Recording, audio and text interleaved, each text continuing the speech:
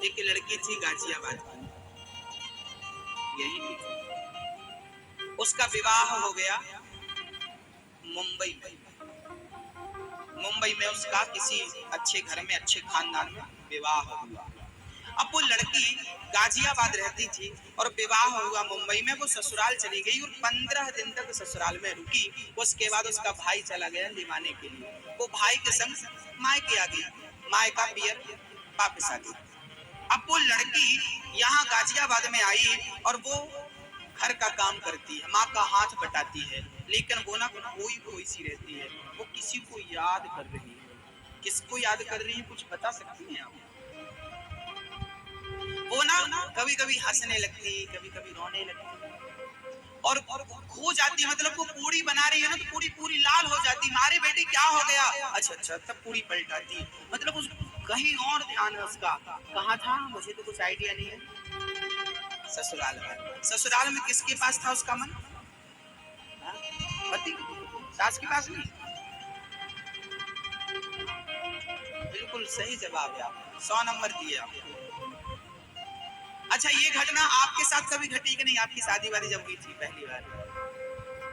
हाँ हाँ, इसमें हाँ सबके साथ होता है। जब लड़की विदा होकर जाती है ना, बहुत रोती है, लेकिन जब चली जाती है ना तो फिर उसे पति प्यारा लगने लगता है। वापस आती है ना तो घर का काम तो संभालती है, पर पति। एक लड़की गाजियाबाद की साधारण लड़की, 5वीं तक पढ़ने वाली लड़की, यदि वो भी ससुराल चली जाए तो वापस आकर अपने पति का चिंतन करती है और खो जाती है। यदि गाजियाबाद की लड़की गाजियाबाद में रह करके अपने पति का चिंतन, जो मुंबई में रहता है वहां चिंतन जा सकता है उसका, तो जीवात्मा यहाँ रह करके क्या परमात्मा का चिंतन नहीं कर सकता? जैसे वो लड़की अपने पति का स्मरण कर रही है, ऐसे भक्त को अपने भगवान का ऐसे ही स्मरण करना है। वो स्मरण करना आपको आता है, सिखाने की आवश्यकता नहीं है। बस अभी तक पति का चिंतन है, अब वो परमात्मा का चिंतन हो जाए बस। चिंतन अभी तक पति का, वो पति से परमात्मा में जुड़ जाए तो कल्याण हो जाएगा। भगवान के लिए अधिक कुछ नहीं करना, कोई अधिक संघर्ष नहीं करना कि अधिक आपको जंगल जाना है, कपड़े भगवा पहनने हैं और पेड़ के नीचे और कंदराओं में अपना कुछ नहीं करना। घर पे रहो, दाल रोटी चावल सब कुछ खाओ, लेकिन स्मरण जैसे वो लड़की पति के लिए है, ऐसे हम भगवान को काम करो ना। आपका पति फौज में हो सकता है, वो पाकिस्तान की तरफ मुंह करके बंदूक लेके खड़ा है, कब गोली लग जाए उसके सीने में।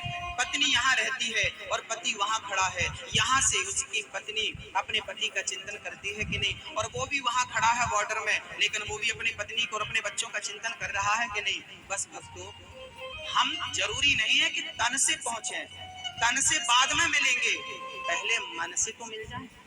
पहले मन तो अपने गोविंद के चरणों तक पहुंचाए, उसका चिंतन तो हो, उसका ख्याल तो आए। तो स्मरण किसे कहते हैं? इसे स्मरण। चिंतन किसे कहते हैं? इसे चिंतन। उसकी याद बनी रही, उसकी याद हो जाओ उसके प्रेम में। सवेरे सवेरे 1 घंटा बैठा करो आंख बंद करके और भाव से परमात्मा की शरण में जाया करो, भाव से पहुंचा करो परमात्मा के पास, क्योंकि परमात्मा भाव का विषय है। एक बार श्री हरिदास जी महाराज श्री निधि वन में बैठे थे और वो आंख बंद थी। सच्ची घटना सुना रहा हूँ, कितने ध्यान से आप सुन रहे हैं और कितना आनंद लेंगे इस घटना पर, वो आप पर निर्भर करेगा। बहुत प्रेम से मैं जो सुना रहा हूँ वो आप दिल से सुनिए और कल्पना करते जाइए कि ये आपके साथ हो रहा है। एक बार हरिदास जी महाराज बैठे थे निधि वन में, वो भाव से, वो ना माला वाला नहीं चढ़ाते थे भगवान को, वो आधा 1 घंटे 2 घंटे 4 घंटे बैठ जाते और प्रेम से राधा रानी का दर्शन करते।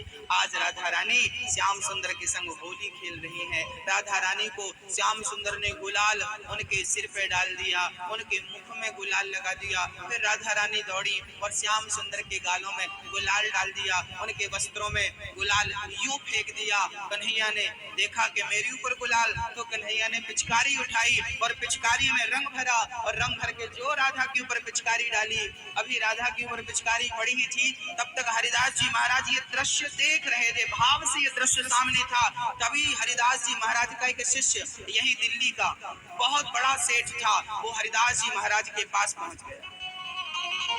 हरिदास जी के पास, पर हरिदास जी को कुछ देना था। अच्छा, हरिदास जी पैसे वैसे तो लेते नहीं थे, तो उनका सेठ एक बहुत महंगा इत्र लेकर के गया। इत्र, हरिदास जी महाराज बैठे थे, शिष्यों ने कहा सेठ जी इनको जगाना मत, ये ध्यान मग्न है और आप दूर रहो। सेठ जी बोले नहीं नहीं, ये तो मेरे गुरु है। तो सेठ जी जाकर के तुरंत इत्र की शीशी हरिदास जी के हाथ में उन्होंने पकड़ाई, और जब शीशी हाथ में पकड़ाई तब उन्होंने शीशी का ढक्कन खोला और पूरा इत्र हरिदास जी ने जमीन में गिरा दिया। मानो हरिदास जी महाराज इस भाव से, जब कन्हैया ने पिचकारी भर के राधा के ऊपर डाली तो राधा ने कहा, अरे हमारे पास तो गुलाल है पर रंग तो है नहीं, बाल्टी थी, पानी तो था, पिचकारी तो थी पर कोई रंग नहीं था। तब हरिदास जी बोले, माँ जी, राधा जी आप चिंता ना करो, उन्होंने गुलाल, उन्होंने रंग भर करके पिचकारी में डाला है, आप इत्र भर करके और इत्र के साथ होली खेलो गोविंद को। राधा रानी, जब हरिदास जी महाराज ने इत्र गिराया तो भाव से वो उनकी बाल्टी में गिरा रहे थे, राधा रानी ने पिचकारी में भरी, इत्र भरा और जो मारा तो कन्हैया पूरे गीले हो गए। राधा रानी हंसने लगी, कन्हैया हंसने लगी, और दोनों को प्रिय प्रियतम को हंसते देख श्री हरिदास जी महाराज को हंसी आ गई। और जब हंसी आई तो नेत्र खुल गए। जब नेत्र खुले तो सेठ जी बोले, प्रभु आप तो आंख बंद किए थे, आप हंसे क्यों? और हंसे तो ठीक है, पहले ये बताओ हमारा इतना महंगा इत्र आपने जमीन में डाल दिया। गलत बात, इतना महंगा इत्र था आपने जमीन में डाल दिया। हरिदास जी बोले, भाई ये जमीन में नहीं गया, ये तो राधा रानी की बाल्टी में गया। नहीं नहीं, मैं नहीं मांगता, तो चल। तो हरिदास जी ने उसका हाथ पकड़ा और श्रीधाम वृंदावन में बिहारी जी के मंदिर ले गए। और जब बिहारी जी के मंदिर में सेठ गया तो उसी इत्र की खुशबू बिहारी जी के मंदिर से आ रही, पूरा मंदिर गमगमा रहा था उस इत्र की खुशबू से। शिष्य बोला, गुरुजी क्या है, आपने इत्र निधि वन में डाला और खुशबू यहाँ से। बेटा मैंने निधि वन में डाला था, ये तो तूने देखा, पर मैंने भाव से तो राधा रानी की बाल्टी में डाला था। वस्तु भगवान तक नहीं पहुँचती लेकिन भाव भगवान तक पहुँच जाता। वस्तु भगवान तक नहीं पहुँचती, लेकिन एक मैया जी बोली, भगवान को क्यों रोटी खिलाते हो, ये खाते थोड़ी। एक नास्तिक आ गया, दाल चावल सब्जी रोटी रख दिया सामने, देखते तुम्हारे भगवान खाते, शाम तक ज्यों की त्यों रोटी खीर सब्जी नहीं खाया। ये भगवान कहाँ खाते हैं, भोग लगाते क्यों हो जब खाते ही नहीं। अब लो भैया, सारे नास्तिक तो आज भी यही मानते हैं कि भगवान खाते हैं, लेकिन आज मैं सिद्ध करके बता दूंगा कि परमात्मा उसी थाली से उसी रोटी को खाते हैं, लेकिन रोटी ज्यों की त्यों बनी रही। हमें तो लगता है कि दो की दो है, खाया नहीं होगा, लेकिन नहीं नहीं, वो रोटी खब चुकी होती। हमें हाँ या ना, हाँ या ना सब बोलो, नहीं होगा, वजन कम नहीं होगा। मैंने इसकी खुशबू ले ली, वजन कम हुआ नहीं। अब वजन तो कम नहीं हुआ, इसका अर्थ आपने खुशबू नहीं ली। तो क्या मैंने खुशबू नहीं ली? मैंने खुशबू तो बराबर ली, फिर भी इसका वजन कम नहीं हुआ। ऐसे ही परमात्मा दाल चावल सब्जी रोटी जब आप रखते हो तो रोटियां तो कम नहीं होती, सब्जी तो कम नहीं होती, खीर तो कम नहीं होती, लेकिन वो भाव जो भक्त का है, जो थाली रखने के समय भगवान के चरणों में था, वो भाव भगवान तक पहुंच गया और भाव की खुशबू परमात्मा ने स्वीकार कर ली। भाव की खुशबू, भाव का भोजन परमात्मा तक पहुंच गया, अब वो प्रसाद बन गया, ले जाओ बांट दो सबको। हाँ, भगवान भाव से ही हर चीज स्वीकार कर, ये भाव है। आप मानते हैं कि नहीं खाते तो नहीं खाएंगे, मैं मानता हूं कि खाते हैं तो खाएंगे। हमारा प्रेम, भाई कर्माबाई की खिचड़ी खाती थी, और वो भी कैसे बनाती थी, बिना नहाए बनाती थी। संत जन तो कहते हैं दातून करती थी, दातून करती जाती, उसी दातून से चलाती जाती खिचड़ी। सवेरे उड़ती, चूल्हे पे बर्तन रखती, पानी डालती, चावल डालती, थोड़ा सा नमक राम रस डाल देती हूँ। और दातून दातून आजकल ब्रश करते हैं ना, पहले लोग नीम की दातून, बबूल की दातून वो करती थी और उसी दातून से चलाती थी, और दांत भी साफ करती जाए दातून से चलाती जाए। ये खिचड़ी उसकी कहाँ पर, जगन्नाथपुरी। और जब पूरा खिचड़ी तैयार है तो प्रेम से जगन्नाथ को आवाहन करती, जगन्नाथ आइए, जगन्नाथ आइए, मेरी खिचड़ी का भोग लगा जाइए। जगन्नाथ आइए, जगन्नाथ आइए, मेरी खिचड़ी का भोग लगा जाइए। जगन्नाथ आते और आकर के मैया की गोद में बैठते और कहते, जल्दी कर्मा, मैं लेट हो रहा हूँ, जल्दी कर्मा, जल्दी कर्मा। नाम पड़ गया उस मैया का, कर्मा बाई, कर्मा बाई।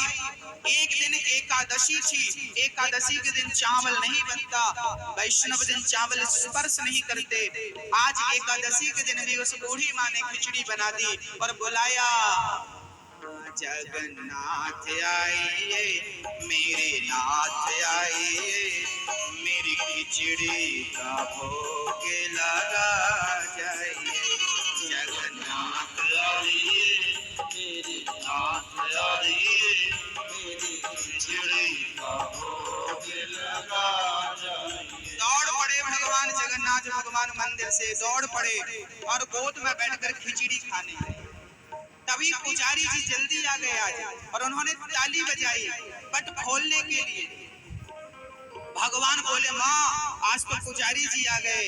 दौड़ पड़े भगवान, खिचड़ी खिलाकर कर्मा बाई रोज मुंह पोंछा करती थी अपने पल्लू से, पर आज भाग गए भगवान को, ना पानी पिला पाई और ना मुंह पोंछ पाई। भगवान के मुंह में जूठन लगा था, चावल के दाने लगे थे। भगवान बैठ गए जगन्नाथ ऐसे, और जब पुजारी जी की नजर पड़ी, प्रभु आज चावल देखा तो गरम गरम चावल, ओहो आज तो एकादशी है और भगवान कहीं चावल की दावत उड़ा कर आ रहे हैं। कहाँ खाया भगवान ने, ढिंडोरा पीटा, किसके घर चावल बना, बोले आज एकादशी किसी के घर चावल नहीं। तब ये बूढ़ी मैया कर्माबाई बर्तन धुल रही थी खा करके, पहले उन्हें खिलाती फिर खुद खाती और अब बर्तन धुल रही थी। पुजारी जी आ गए, क्यों आपने खिचड़ी बनाई है? हाँ क्षमा करना महाराज, खिचड़ी बनाई। तो भगवान को तुमने खिलाया है, तो तुम्हारी हिम्मत कैसी हुई मंदिर में जाने की? तुमने ताला वाला तोड़ा, क्या तुम्हारे पास नकली चाबी है? नहीं महाराज, मैं ताला कैसे खोलूं, मैं तो 4 कदम भी नहीं चल पाऊं। तो तुम कैसे गई भगवान को खिलाने? नहीं मैं नहीं गई खिलाने, वो खुद आए थे खाने के लिए। कैसे मान ले हम खाने आए? सारे पुजारी झगड़ा करने लगे, हमारे हाथ से तो खाते नहीं, बड़ा बहाना बना रही हो, बड़ी बड़ी पुजेरिन बनी हो। नहीं महाराज, वो रोज आते हैं और हम रोज यहाँ हमारी गोद पे बैठ के जगन्नाथ जी रोज खिचड़ी खाते हैं। अच्छा तो ठीक है, देखते हैं कल आएंगे क्या? हाँ बरसों से आ रहे हैं, कल आएंगे? हाँ कल आएंगे। ठीक है, आज बूढ़ी माँ का पूरा घर पुजारियों से भरा है, चुपके से देख रहे हैं, देखें कितना प्रेम है इसका। और बूढ़ी माँ जो नित्य की तरह खिचड़ी बना, उसे क्या पता ये सब क्या चल रहा है, उसे कुछ समझ में नहीं आया। उसे तो ये लग रहा था कि ये भी भगवान को वैसे ही खिलाते होंगे जैसे मैं खिलाती हूँ, लेकिन क्या पता था कि माँ वो तो किसी किसी के हाथ का खाते हैं। बड़े प्रेम से सारे पुजारी जी छिप गए, देखने लगे। देखूं तो और ज्यों सवेरा हुआ, खिचड़ी रखी, खिचड़ी तैयार भई। जगन्नाथ आइए, जगन्नाथ आइए, मेरी खिचड़ी का भोग लगा जाइए। जगन्नाथ आइए, मेरी खिचड़ी का।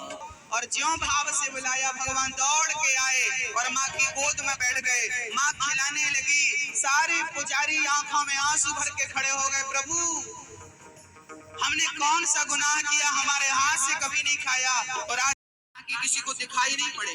लेकिन ये तो पता था कि खिचड़ी खिला रही है और हाथ पे खिचड़ी थी, और जब वापस करती तो हाथ खाली होता। इसका मतलब भगवान खा रहे हैं। पुजारी चरणों में गिरकर पड़े, प्रभु आप उसे दर्शन दे रहे हैं, हमने कौन सा पाप किया है, हमें दर्शन नहीं मिल रहे हैं। तब बूढ़ी माँ कहती है कि भगवान कह रहे हैं। तभी भगवान ने कहा कि पुजारियों, जितना प्रेम, जितने भाव से ये मुझे खिलाती है और मुझसे प्रेम करती है, उतना प्रेम तुम्हारे भीतर नहीं है। चरणों में गिर पड़े पुजारी जी, प्रभु अब आपका मंदिर नहीं खुलेगा, आपके पट नहीं खुलेंगे जब तक आप हमें दर्शन नहीं देंगे। जगन्नाथ भगवान के मंदिर में भक्तों की भीड़ लग गई और सारे पुजारी जी यहाँ कर्माबाई के पांव में पड़े हैं। माँ हमें दर्शन दिला दो, माँ एक बार दर्शन दिला दो। कर्माबाई चरणों में गिर पड़ी, महाराज मुझे बाद में दर्शन देना, पहले आप इन भक्तों को तो दर्शन दे दो जो आपकी नित्य सेवा करते हैं। जब कर्माबाई ने कहा तब भगवान बोले, अब आप कहती हो तो मैं इन्हें दर्शन देता हूँ। और भगवान प्रकट हो गए, जगन्नाथ भगवान, और सारे पुजारियों ने दर्शन किया। और तब से कहा, प्रभु यदि आपको चावल पसंद है तो आज के बाद इस दरबार में सिर्फ चावल चढ़ेगा। और तब से लेके आज तक जगन्नाथ भगवान को चावल का भोग लगता है, चाहे एकादशी हो। एकादशी उल्टा लटकी है जगन्नाथपुरी में। जगन्नाथ के भात को जगत पसारे हाथ, इसलिए कहता हूँ जगन्नाथ की बड़ी महिमा है। अभी 9 जनवरी से कथा है जगन्नाथपुरी में, समय मिले तो चलो। चलना है आपको? चलना? किस किस को चलना? चलना? देखो आप लोग हाथ भी खड़ा नहीं कर रही हो। अरे जगन्नाथ आइए, जगन्नाथ आइए, मेरी खिचड़ी का भोग लगा जाइए। जगन्नाथ आइए, जगन्नाथ आइए, मेरी खिचड़ी का भोग लगा जाइए।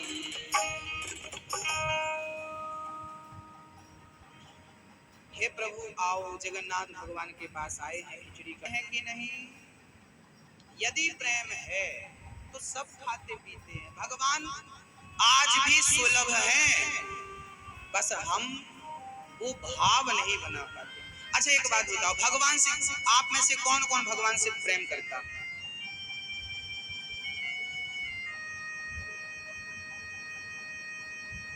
आप नहीं करते भैया जी? आप नहीं करते? करते, सब करते हैं, सबने हाथ उठाए हैं। वास्तविक में आप सब करते ही होंगे, लेकिन ये प्रेम कितना है जरा मैं देख लेता हूँ। अच्छा अपने दिल में हाथ रख के बोलना, बिल्कुल गलत मत बोलना। आप जितना प्रेम अपने बेटे से करते हैं, क्या उतना प्रेम भगवान से है? यदि है तो ये दास आपको प्रणाम करता है। जितना प्रेम आपको अपने पैसों से है, जितना प्रेम आपको अपने पद से है, जितना प्रेम आपको अपनी प्रतिष्ठा से है, क्या इतना प्रेम भगवान से है?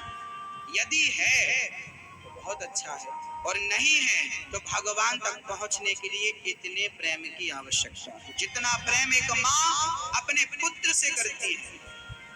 अरे माँ का बेटा ना आए ना 1 घंटे उसकी नजरों में तो विकल हो जाती है। देखो जरा, माँ विकल हो जाती है, व्याकुल हो जाती है, ना आए बेटा 1 घंटे, कहीं आंखों से ओझल हो जाए, आंखों से आंसू बहने लगते हैं। बेटा कहाँ हो, बेटा कहाँ हो, बेटा। बस जितना प्रेम बेटे के लिए है, ना मिले तो आंखों में आंसू है। अरे अभी तक नहीं मिला गोविंद, क्या उसके लिए ऐसे आंसू बहे? यदि बहे तो दास आपके चरणों में प्रणाम करता, और यदि नहीं बहे तो वो आंसू होने चाहिए। क्योंकि भगवान तक पहुंचने की एक ही शर्त है, भगवान को ये पुष्प नहीं चाहिए। ये पुष्प सुबह चढ़ाओगे शाम को मुरझा जाएगा। भगवान को नारियल नहीं चाहिए, भगवान को लड्डू नहीं चाहिए, भगवान को रुपया पैसा भी मत चढ़ाओ, उन्हें नहीं चाहिए। क्या चाहिए? बोले प्रेम से। प्रेम के दो आंसू निकालो अपनी आंखों से और प्रेम के आंसू मेरे गोविंद के श्री चरणों में चढ़ा दो। वो प्रेम के आंसू मोती बन करके गोविंद के चरणों में चढ़ेंगे और उसके बदले जो चाहिए मैं आपको प्रार्थना करता हूँ, जो चाहिए। महाराज मेरी विनती भगवान सुनता नहीं। अरे तुम्हारी विनती असली कहाँ है? तुम्हारी प्रार्थना असली कहाँ है? वो प्रार्थना दिल से तो निकले, दिल के भावों से तो निकले, प्रेम से तो निकले। अरे बेटे के लिए रोना आसान है, बेटे के लिए तो बहुत माएँ रोती हैं, परिवार के लिए लोग रोते हैं। अरे किसी के जेब से 2000 रुपए गिर जाए ना, लोग रोने लगते हैं। हाँ, क्योंकि पैसे से मोहब्बत है। अरे जितने आंसू हमने दुनिया वालों के लिए बहाए हैं, अगर इतने आंसू भगवान के लिए निकले होते तो कब के मिल गए होते भगवान आपको, कब के दर्शन हो गए होते, साक्षात्कार हो गया होता। अब बताओ, जितना प्रेम बेटे से है क्या उतना भगवान से है? हाँ या ना में जवाब चाहिए। जितना बेटे से उतना भगवान से है। यदि है तो फिर आपको दर्शन होगा, क्योंकि परमात्मा कुछ नहीं चाहता, केवल भक्तों का प्रेम चाहता। राम ही केवल प्रेम प्यारा, प्रेम हो बस। गोपियों ने क्या किया था? प्रेम ही तो किया था। कौन सी पूजा करती थी? अच्छा, गोपियां कितने माला जपती थी? माला जपती थी। मीराबाई कितने माला जप लेती थी? मीरा रात को उठ उठ कर सिसक सिसक करके रोती थी। रोती थी मीरा, आंखों में आंसू बहते थे, आंखों में आंसू थे, रोती जाती। अच्छा, रोने में क्यों बोल रहा हूँ? एक मैया कथा पे आई और बहुत रो रही थी। दूसरी मैया मेरे से बोली, महाराज जी इसके आंसू पे मत जाना, मिर्ची लेके आई। क्या है महाराज जी? मैंने कहा मेरी माँ, ये मिर्ची पता है आंखों में क्यों लगा रही है? ये कथा में आती है ना, इसकी आंखें रोती नहीं है, इसकी आंखों में आंसू नहीं आते, तो मानो ये मिर्ची लगा लगा के अपनी आंखों को सजा दे रही है। ए आंख, तू दुनिया के लिए कितना रोई, भगवान के लिए कब रोएगी? भगवान के लिए कब रोएगी? इसलिए आंखों को मिर्ची लगा लगा के ये सजा दे रही है। तुझे लग रहा है कि ये मिर्ची लगा रही है ना, ये तो सजा दे रही है ना। कब रोएगी ये आंख? कब रोएगी तू? परिवार के लिए तो बहुत रोई, लेकिन गोविंद के लिए कब रोएगी? और जब तक आंखों से आंसू ना निकले, जब तक रोए ना, मिलन नहीं। गोपियां रोती हैं, कितना रोई हैं भक्तों। एक छोटा सा बच्चा अभी 7-8 महीने का था और वो ना, आज क्या हुआ बच्चे के साथ, अभी 9 महीने का बच्चा था और माँ आज उसे दूध पिला करके और अपने साथ सुलाती है। सो गया बेटा, रात को 2 बजे बच्चा जाग गया और बच्चा पलटने लगा, पलट कर बेड के किनारे पहुंच गया। हाँ, पलट कर वो किनारे पहुंचा। अब ऐसा पलटा कि वो बेड के नीचे गिर पड़ा। अब बताइए, बालक बेड के नीचे गिर पड़ा। अब वो बालक कह रहा है मेरी माँ कैसी है बताओ, मैं नीचे गिर पड़ा और माँ तो बढ़िया सो रही है। अब बताइए, ये नीचे गिरा, इसमें क्या माँ की गलती थी? खुद होशियार बन रहा था, पलट के गिर गया नीचे। अब गिर गया तो गिर गया, अब गिर गया तो क्या करे? बोले खुद तो चढ़ नहीं सकता बेड पे, तो क्या कर सकता है? ये क्या कर सकता है? रो सकता। और जब रोएगा तो माँ की आंखें खुलेंगी, अरे मेरा बेटा गिर गया, तुरंत उठाकर हृदय से लगा लेगी। जब बच्चा रोएगा तब माँ भागेगी उसकी तरफ। ऐसे ही हम सब परमात्मा के पास ही थे पर नीचे गिर गए हैं और अब उस तक फिर से पहुंचना है, तो बस रो करके उसे पुकार लो, कहीं भी होगा उठाकर आपको हृदय से लगा लेगा, आप उस तक पहुंच जाएंगे। जरूरत है केवल प्रेम के 2 आंसू टपकाने की, और वही बड़ा कठिन है, वही बड़ा कठिन है।